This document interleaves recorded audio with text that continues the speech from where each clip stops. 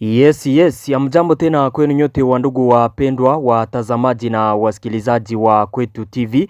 Nyote kwa ujumla mnaoendelea kuwa nasi ndani ya taarifa zetu za kila siku na kila wakati. Tunawasalimia wale mnaotufuata mkiwa Marekani, Ulaya na Afrika. Salamu zetu ziwafikie kabisa. Na tunawatakia tena jioni njema ya siku ya leo mercredi le 21 janvier 2026. Tukiwakaribisha kwa mara nyingine ndani ya habari zetu za jioni ya leo. Kama kawaida tumewaletea habari kuhusu hali ya usalama mashariki mwa nchi ya Kongo, pamoja na taarifa mbalimbali tena tofauti zinazosemekana nchini Kongo. Habari ambazo nimewaletea jioni ya leo: Wanyamulenge wakutana na hasara kubwa. Wanyamulenge waliokimbia mji wa Uvira wakaelekea katika eneo ya Kamanyola. Ilikuwa mpango wa waasi wa M23 kuwa watatumikisha au wakaaji kurejea katika mji wa Uvira, ila si hivyo. Sasa wajikuta hawana kwa kwenda huko walikotoka, hawawezi wakarudia huko upande mwingine, na huko walikoenda nako maisha ni magumu. Ni mengi ambayo tutawaambia kuhusu swala la Wanyamulenge, na upande mwingine tumewaletea taarifa tofauti. Kama kawaida tutawapeleka kwenye uwanja wa vita tuwaambie kinachoendelea hapo katika maeneo ya Uvira na kwingineko, na pia tumewaletea habari tofauti zinazosemekana nchini Kongo. Kama kawaida mnayoifuata ni Kwetu TV, ni channel inayowaletea taarifa za kweli tena zenye uhakika na za kuaminika kutoka mashariki mwa nchi ya Kongo. Tunawasihi basi kusubscribe, yani kujiabone, ili kukuwa nazipata taarifa zetu zote kwa wakati. Muendelee kucomment na kuzilike habari hizi, pia na kuzisambaza kwa walio wengi ziwafikie.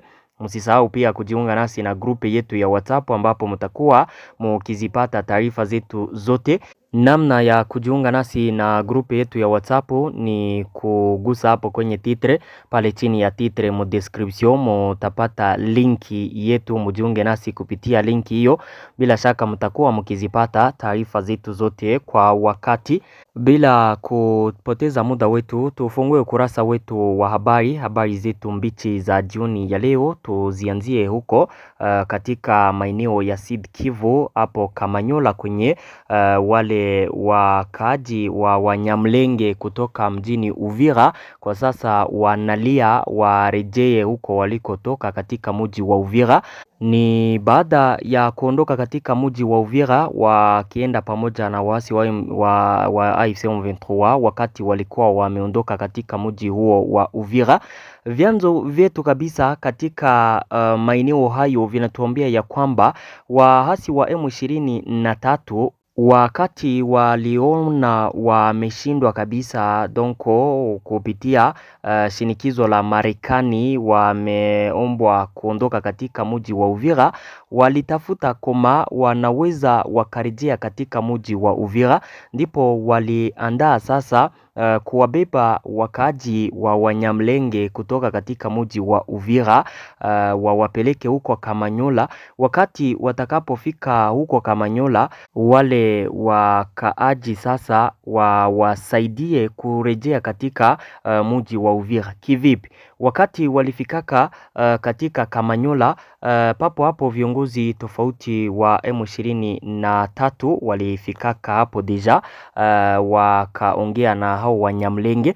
Walichokuwa wakiambia viongozi hao wa AFC M23 ni ya kwamba wanataka warejee katika mji wa Uvira. Walikuwa wakishutumu jeshi la Kongo na wazalendo kwa kuwawinda na kuwanyanyasa katika mji wa Uvira, wakati wao walikuwa wameondoka katika mji huo wa Uvira.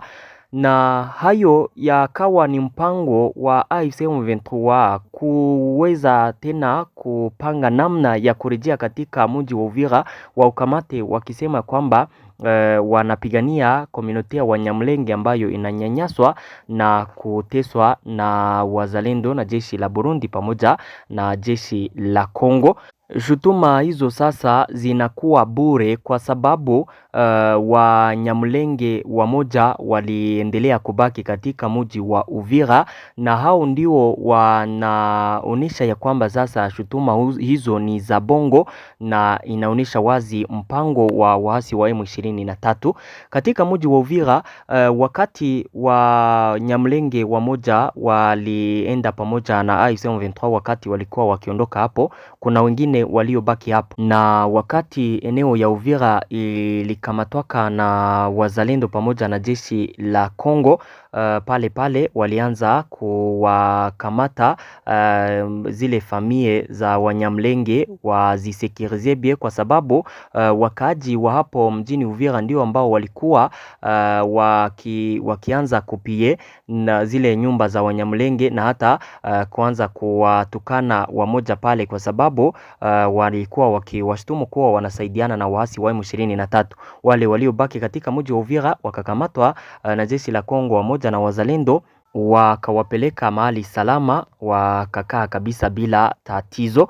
Wale sasa waliokimbia kutoka mji wa Uvira wakaenda na waasi wa M23, wakati walifika huko walikuwa wameambia kwamba baada ya siku chache watarejea katika mji wa Uvira, kwa sababu wao ndio wenye watatumikishwa kama njia ya kurejesha M23 katika mji wa Uvira, kwa sababu watapigana tena, wakisema ya kwamba wanapigania hao Wanyamulenge ambao walikimbia, wanaotaka kurejea katika mji wao wa Uvira. Tofauti na hayo sasa, wale wazalendo wanaokaa katika mji wa Uvira pamoja na jeshi la Kongo, wao wanasema kwamba wale Wanyamulenge waliokimbia kutoka katika mji wa Uvira wakaenda pamoja na AFC M23, wamoja wao walikuwa manipule kuhusu mpango wa AFC M23, ila na wengine wao ni washirika wa AFC M23. Wanasema kwamba ni zamiri zilizoacha wakaenda, kwa sababu wanajua wakati AFC M23 walikamataka mji wa Uvira, kuna wengi wao walioonekana kabisa wakisaidiana na AFC M23.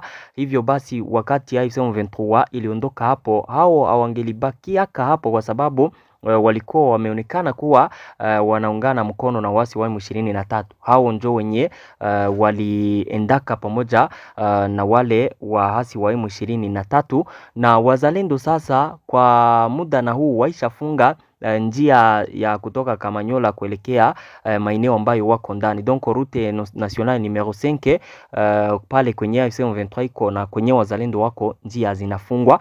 Wanyamulenge hao kwa sasa ndo wanajikuta katika matatizo kule ambako wako kwa sasa. Wanalalamika wapate chakula, wapate koma waishi. Wanalalamika pia wakisema ya kwamba wanataka warejee katika mji wao wa Uvira, ambapo deja njia zimefungwa na hata hawawezi wakaitikiwa na wazalendo, kwa sababu deja wako ndani watu ambao wanasaidianaka na AFC M23.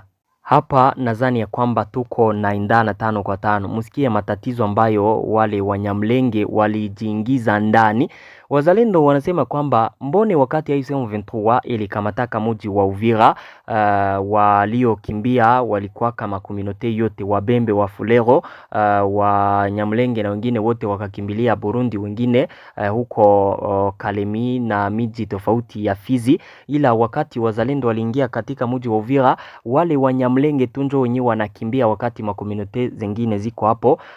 Wazalendo wanasema kwamba hao waliokimbia wanasaidiana na waasi wa M23, wengine Wanyamulenge ambao hawako wanasaidiana na waasi hao walibakia katika mji wa Uvira.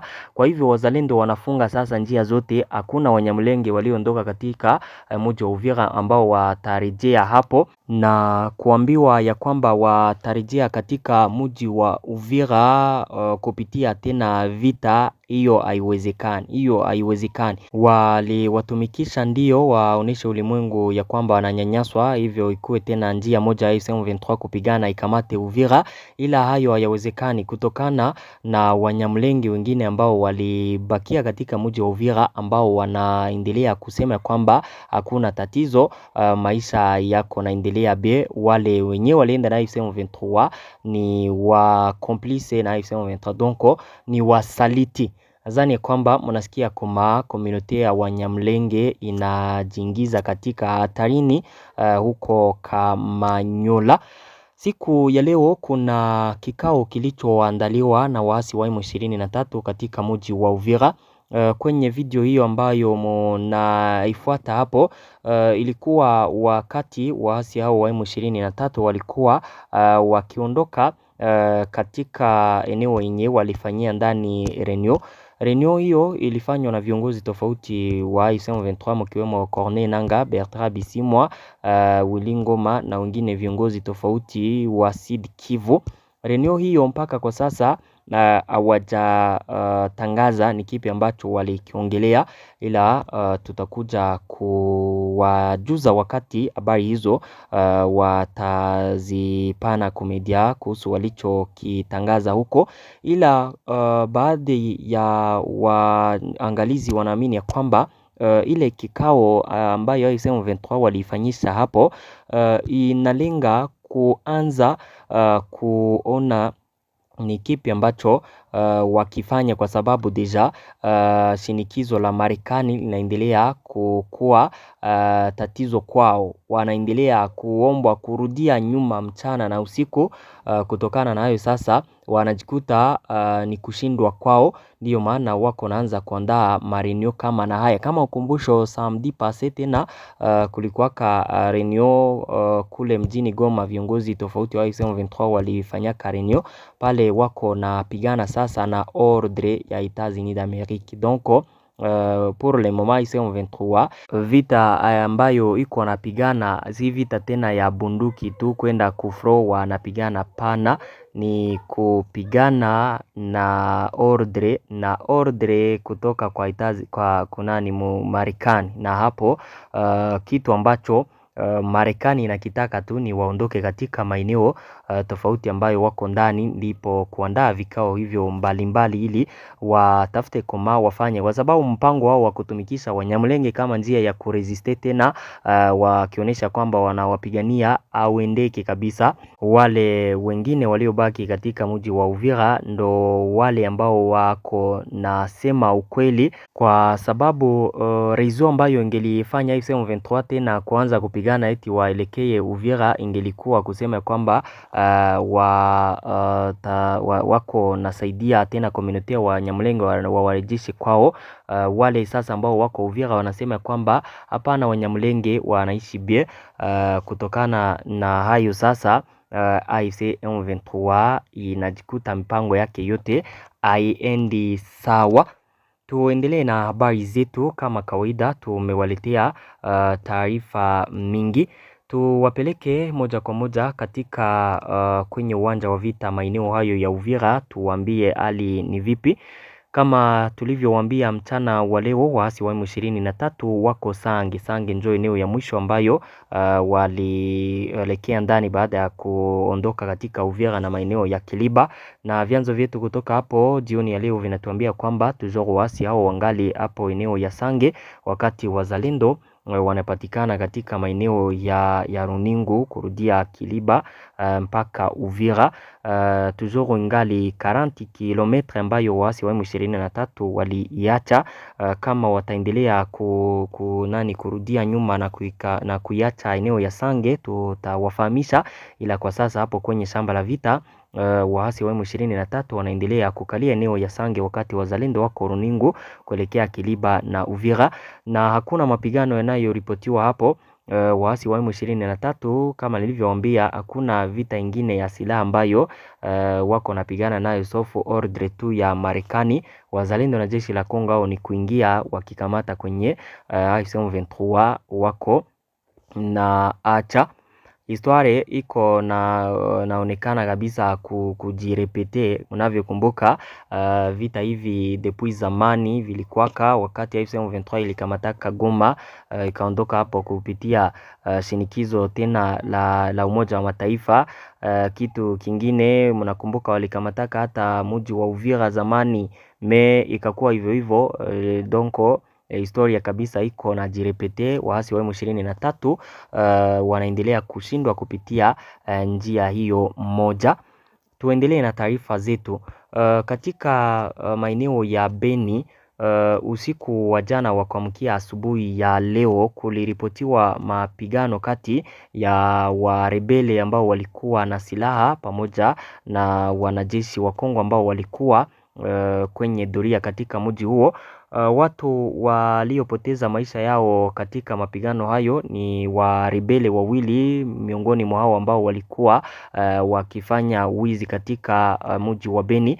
Wawili kabisa walipoteza maisha yao, donc walishambuliwa na kuuawa wakati walikuwa wakipigana na jeshi la Kongo. Na katika usiku huo huo katika quartier Ngongolio, watu wenye silaha walipie wakaaji, ambapo vyanzo vyetu kutoka hapo vinasema ya kwamba walibeba vitu vya samani vya raia na franka zapata $1500 kutoka kwa wakaaji. Vyanzo kutoka katika eneo hiyo ya Ngongolio vinasema ya kwamba watu hao ambao walifanya wizi huo katika maeneo hayo walikuwa wakivalia sare za askari polisi, ambapo wanashutumu kuwa jeshi la polisi ndilo ambalo lilifanya vitendo hivyo. Mashirika ya kiraia kutoka eneo hiyo yanatoa wito kwa jeshi la Kongo na askari polisi kuanza kufanya uchunguzi ili kubaini wahusika wa vitendo hivyo, ambapo wanasema kwamba ni miongoni mwa polisi waliokuwa wakifanya kazi katika mji huo wa Beni. Tuendelee na habari zetu, turudie katika mji wa Uvira. Kuna habari ambazo nilikuwa sijawaambia huko katika mji wa Uvira. Human Rights Watch, hiyo ONG internationale, ilitangaza ya kwamba imeanza kufanya uchunguzi kuhusu mauaji yaliyofanyika katika mji wa Uvira wakati waasi wa M23 walikuwa wakiondoka hapo. Katika raporo hiyo wanasema ya kwamba wakati waasi wa M23 walikuwa wakiondoka katika mji wa Uvira, kuna mauaji yaliyofanyika wanapo washutumu waasi wa M23 kuwa nyuma ya mauaji hayo. Wanasema kwamba uchunguzi umeanzishwa hapo mjini Uvira ili kuweza kabisa kujua waliouawa, nombre yao, na kujua jinsi yalifanyikaka, hivyo kuanza sasa kufuatilia kwa karibu wale waliohusika na vitendo hivyo, na ni M23 inayoshutumiwa kwa hayo. Donc M23 aujourd'hui, Umoja wa Mataifa, ma ONG internationale njo zenye ziko naendelea kufuatilia kwa karibu mambo yao, wajue realite kutoka hapo.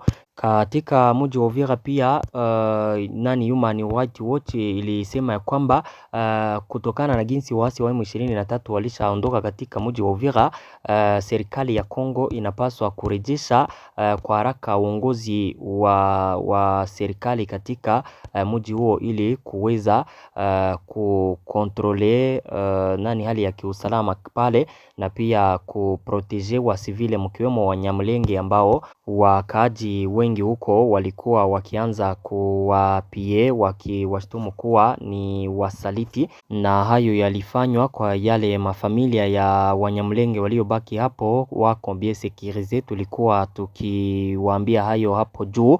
Na kuhusu kurejea kwa uongozi wa serikali ya Kongo katika mji wa Uvira, hayo yalikuwa yametangazwa pia na gouvernement ya Kongo ya kwamba mji wa Uvira tena serikali ya Kongo itarejesha uongozi wake hapo ili kuweza kukontrole mji wote na kurejesha mamlaka zote za serikali katika mji huo, maisha yaendelee kuwa ya kawaida katika mji huo wa Uvira. Tuendelee na taarifa zetu. Martin Fayulu alilaani kukamatwa kwake Minaku Obe na kudai katiba iheshimiwe. Kukamatwa kwa Obe Minaku, rais wa zamani wa bunge la kitaifa na mwanachama mwenye ushawishi mkubwa wa chama cha PPRD, kumesababisha hisia kali kutoka kwa upinzani katika Jamhuri ya Kidemokrasia ya Kongo. Martin Fayulu, kiongozi wa Lamuka na rais wa ESIDE, alichapisha ujumbe kwenye akaunti zake za mitandao ya kijamii akiitaka serikali kuheshimu haki za msingi za dhamana za kikatiba. Katika taarifa yake alisema kwamba haki za binadamu na uhuru wa msingi zitaendelea kukandamizwa hadi lini? Mwanachama huyo wa upinzani aliuliza akisisitiza kile anachokiona kama mkondo wa wasiwasi katika utawala wa sasa. Fayulu aliwakumbusha mamlaka ya Kongo kuhusu vifungo vya kikatiba vinavyohusiana na uhuru wa mtu binafsi. Kifungo cha 17 aya ya kwanza na aya ya pili kinasema kwamba uhuru wa mtu binafsi umehakikishwa, ni sheria, kizuizini ni ubaguzi. Hakuna mtu anayeweza kushtakiwa, kukamatwa, kuwekwa kizuizini au kupatikana na hatia isipokuwa kwa sheria na kwa mujibu wa taratibu zinazoelezwa. Kifungo cha 18 kinachosimamia taratibu za kuwekwa kizuizini kinabainisha haswa mtu yeyote aliyekamatwa lazima ajulishwe mara moja sababu za kukamatwa kwake na mashtaka yoyote dhidi yake kwa lugha anayoielewa. Lazima ajulishwe mara moja kuhusu haki zake. Mtu aliye chini ya ulinzi wa polisi ana haki ya kuwasiliana mara moja na familia yake au wakili wake. Kifungo hakiwezi kuzidi saa 48 baada ya muda huu kuisha. Mtu aliye chini ya ulinzi lazima aachiliwe au kukabidhiwa kwa mamlaka husika ya mahakama. Kila mfungwa lazima atendewe kwa njia inayohifadhi maisha yake, afya ya kimwili na kiakili na heshima yake. Hayo ni maartikle katika katiba ambayo yanasema hayo.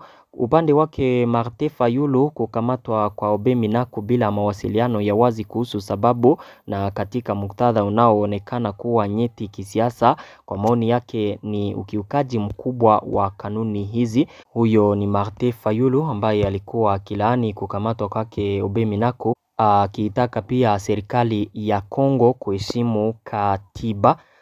Tuendelee na habari zetu kuhusu kesi yake ya General Filemon Yave. Mahakama kuu ya kijeshi ilikataa kabisa kuachiliwa kwake kwa muda. Mahakama kuu ya kijeshi ilitoa uamuzi wa awali siku ya Jumane jana Leventi katika kesi inayompinga mkuu wa hesabu kwa Lieutenant General Filemon Yave Ilunga, kamanda wa zamani wa eneo la 3 la ulinzi. Mahakama ya juu zaidi ya kijeshi ilikataa pingamizi zote zilizotolewa na upande wa utetezi wakati wa kusikilizwa kwa kesi hiyo mnamo le 6 Janvier, ikiwa ni pamoja na ombi la kuachiliwa kwa muda kwa mshtakiwa. Kwa uamuzi wa sheria, mahakama kuu ya kijeshi inatangaza maombi yaliyowasilishwa na Lieutenant General Filemon Yave yanakubalika katika fomu, lakini yanahukumu kuwa hayana msingi. Kwa hivyo inaamuru uchunguzi uendelee, alisema rais wa kwanza wa mahakama kuu ya kijeshi Lieutenant General Joseph Mutombo Katalai, na kuonesha kuwa hawatamwachililia kabisa yule komanda Yave kama vile wa mawakili wake walikuwa wameomba. Na sema asante ndugu zangu, na washukuru kwa kuwa mnaendelea kuzifata habari zetu. Hizo ndizo taarifa ambazo tulikuwa tumewaletea. Tunawashukuru sana kwa kuendelea kuwa na zifuata habari zetu, tukiwaomba kuzisambaza kwa walio wengi ziwafikie. Merci beaucoup.